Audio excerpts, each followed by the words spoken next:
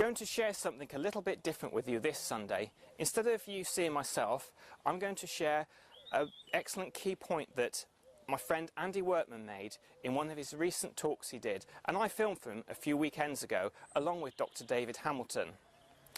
This moment that you will see is a very key point that Andy made during his talk, and it moved me, and I think he explains it so eloquently. I'm sure that you'll agree that it's a fantastic point. Along with this, you'll also hear a testimonial from David Hamilton, who was also at this weekend, and a few others that explain how much they really enjoyed his talk. Enjoy. One of the things we do a lot is we negatively retrospect. Oh my goodness me, why did I do that? Oh, why did... Can't believe I did that. One of the lovely examples that is in my book, and that's not an advert, but she's in my book because it's that powerful for me, is the fact that I had a lady come to see me who wanted to lose a little bit of weight. She wasn't a particularly big lady. She just said to me she felt uncomfortable in her skin and could I help her? And I said, yeah, absolutely. She said, I can tell you what the problem is. I said, you don't need to, because thankfully I'm a solution-focused hypnotherapist and I don't do anything about the past. I can't do anything about the past. It's happened. Whilst I'm on that one, just a second, I'll digress, because I do that, funnily enough. I will do it because I'm telling you now that I come across an awful lot of people who are constantly allowing themselves to be victims of their past. They will tell you openly sometimes that they are a victim of their past. So let me tell you right now that in my past, I've met some victims. Oh, I've met quite a few. Every one of the victims I met had a chalk line drawn around them and CSI taking their photograph. Because every time I found a victim, they were dead. Every other person I ever met who had been subject to a crime had survived it. Even somebody who had been the victim of an attempted murder had survived it, or else it had been a murder. They'd have been dead. So whatever you've been through in this room, whatever any single one of you has ever been through, and I have the deepest respect, genuine respect for your history. I don't know what you've been through. I don't know what's been done or said or thought about you. I don't.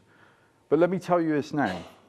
Everything that has ever happened to you from this day backwards, you've been stronger than that because you're sat here now. So whatever you have been through, you are a survivor of your past, and I congratulate you on that, because you've been bloody strong at times. You have been your absolute own hero and heroine at times, because whatever life has thrown at you, you've been stronger than it, because you're sat here. You are not a victim at any time. You are a survivor. And when you start looking at things that way, you are empowered. Because whatever anybody has said, done, or even thought about you in the past, you have been better than that, and you continue to be for as long as you wish. See yourself as a victim if you wish, that's fine, but you better get that chalk out, because you're going down. See yourself as a survivor, oh, you'll be here forever, working on that strength. So, this lady was not a victim of her past, but what she was trapped with it. Because what she told me was that she eats biscuits because she was adopted. That wasn't the problem. She wasn't adopted to the point that she was so unhappy. She'd had a fantastic childhood. She had been told from day one that mummies and daddies always get what they're given, but her mummy and daddy were special because her mummy and daddy had been able to pick, and they had picked the most beautiful princess in the world. I'm going to choke because it's such a good story. So they had told her that she was their princess. She had had the most wonderful upbringing. She had not wanted for anything. But when she was 6, and she's now 43, she had been playing up, and she'd said to her, said something, and her dad had lost his temper, and he'd said, right you, bed. And she'd got halfway up the stairs, and she turned around and she said, you can't even send me to bed, because you're not my real dad. And she stormed up the stairs and cried herself to sleep. And the next morning, as a 6-year-old, she woke up and she had no idea how you ever start to say sorry for something that nasty. And as a teenage girl, she decided it was maybe a bit too late by now. And she told me that as an adult, she ruined her own wedding day because she was walking down the aisle crying her eyes out. Not because the man of her dreams and still her husband then was waiting at the end. That was fantastic. But this guy that was about to give her away had given her everything. This man had given her a house when nobody else wanted her at all. This man had given her food on her plate, love in her heart, encouragement in everything she'd done, support that she could never measure. And she was walking down her own aisle thinking, how the hell could I have been so nasty to you all that time ago? It ruined her day. And from that moment on, she thought about that every day. And from that moment on, every time she thought about it, she reached for the biscuits. I could relate to that. So I said to her, okay, that's fine. If you could do something about that, what would you do? And she said, I don't know. Okay. If you did know, what would you do? I'd write him a letter. Bloody hell, she didn't know 30 seconds ago. That was pretty quick. God help us. And what would that letter say? Oh, it would say, I love you, I respect you, I'm so grateful to you, and I can't believe I was so nasty and I'm sorry. Bloody hell, for someone who didn't know what you were going to do, that's pretty powerful. I didn't mention it again. I went through lots of confidence stuff with her. But as she left that day, I just said to her, let me know how that letter goes. She came back the next week, and she kissed me on the cheek, which is not usual, I have to say. And she said, you're my hero.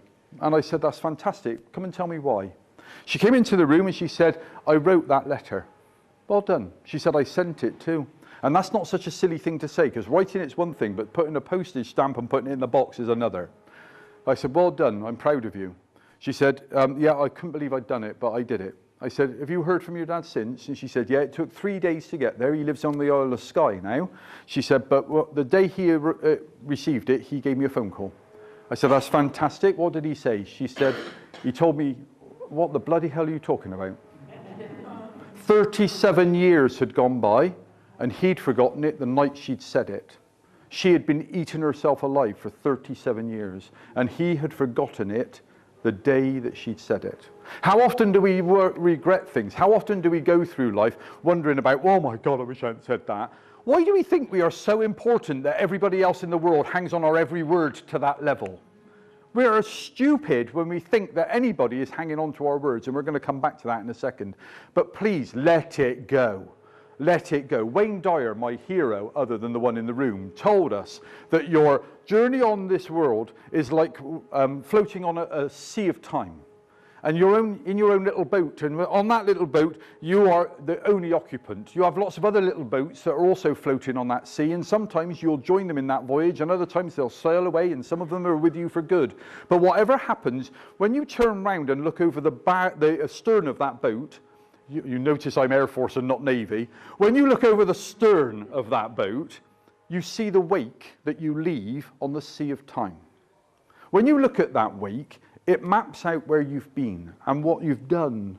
But actually, when you look at that wake, you realize it has absolutely no power over the speed at which you're traveling, and it has absolutely no power over the direction that your bow is taking. It's just the stern. It's just the wake. And if you watch it long enough, it dissipates into the sea and just becomes part of it.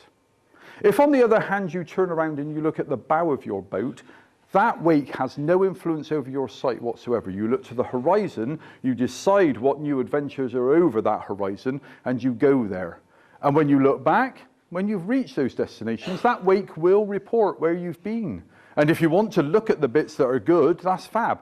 But all the bits that are bad in the meantime have still dissipated into that sea of time. Stop worrying about the past, because you can do nothing about that disappearing wake. Andy is one of the very few speakers that I could literally listen to all day. I mean, isn't that right? He's wise, but he's funny. And what happens then is you tend to pay attention and listen and absorb at least 10% of what he says. Bless you. I love you a bit. You know what I mean? You know I don't mean that. You know what I mean? 90-10. No, 100. 90-10. But you know, I thoroughly enjoyed. You know, I've came on after a lot of really well-known international speakers, but you're one of the most difficult to come on after, because my feeling when you listen to Andy is, how do you follow that? You know, and I know that you don't think of yourself as that person, but you really are that person. You really are that person most people don't want to go after. Yeah. So now I'm under pressure to crack a few jokes. You know, I only have 4.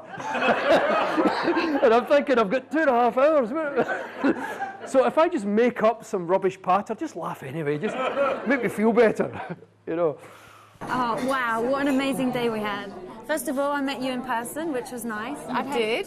Heard so much about Andy. What a lovely guy. He is a really Isn't lovely he just guy. so lovely? I gave him the biggest hug. Oh, did you? Well, he said he loved hugs, so I thought Yeah. I needed to give him a hug. It was just so informative, so uplifting. I'm so pleased I came along. It was eye-opening, certain bits, especially one bit that was eye-opening for me was the depression and how your mind can go in and out of almost like rolling hills, I guess. Yeah. I kind of visualised it as. Yeah. And that's really helped me. And the tools and tips, actually, Yeah. towards the end, the kind of action points, the takeaways were really good. Really good. But he's so funny. He is really so he funny. just made a really complex topic so easy to understand, just layman's terms. You really get it. Yeah. It's so many things that I learned when I studied meditation and mindfulness that it just didn't make any sense at all, but the way Andy explained it, so I really get it now. It's really good to know how the brain works. Yeah, coming from somebody who hasn't studied any meditation at all and is a beginner, Yeah, you're well informed now. I'm well informed You now. can run classes now. Oh, well. Andy's talk for me has just been amazing. To be honest, it was one of the funniest talks that I've ever heard. We've been to a lot of talks and we love motivational, positive speakers, but Andy really brought something different to the table. It was funny, it was engaging, and just loved it. Yeah, it was very different talk. Like I say, there was a good level of humour, but lots of really good points. And I think the simplest thing for me is making time for yourself. It's really important, and 20 minutes for yourself, and something that you can do for any time. You just find that time in the day, and I think it's really important. That's something I'm going to pick up on.